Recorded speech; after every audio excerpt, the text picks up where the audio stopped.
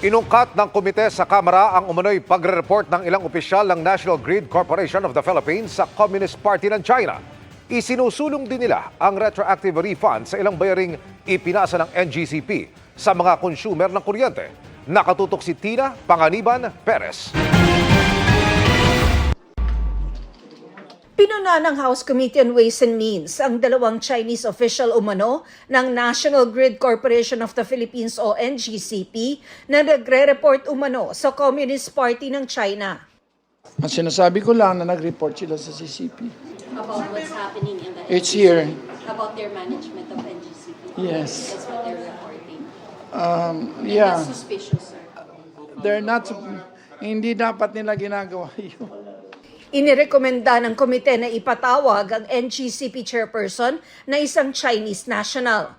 Inungkat pa ng komite ang pagmamay-ari at management ng NGCP.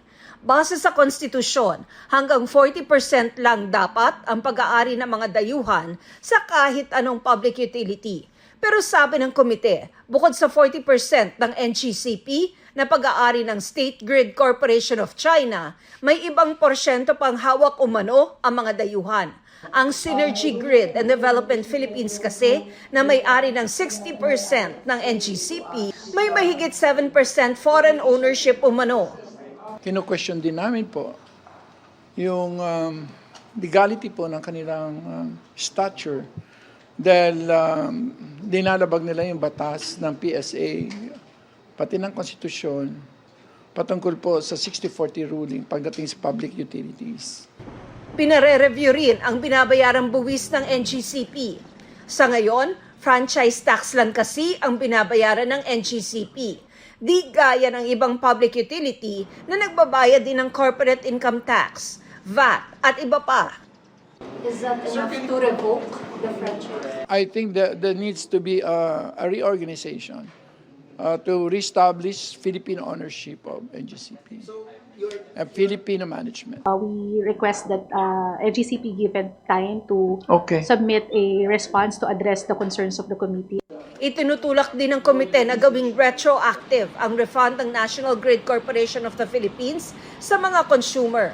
Kabilang dyan ang disallowed expenses ng NGCP at ang 3% franchise tax ng NGCP na pinayagan ng Energy Regulatory Commission na ipapasan sa mga consumer noong taong 2011. 2018 naman binaliktad ng komisyon ang desisyon, pero ang pagre-refund, 2023 lang dinesisyonan.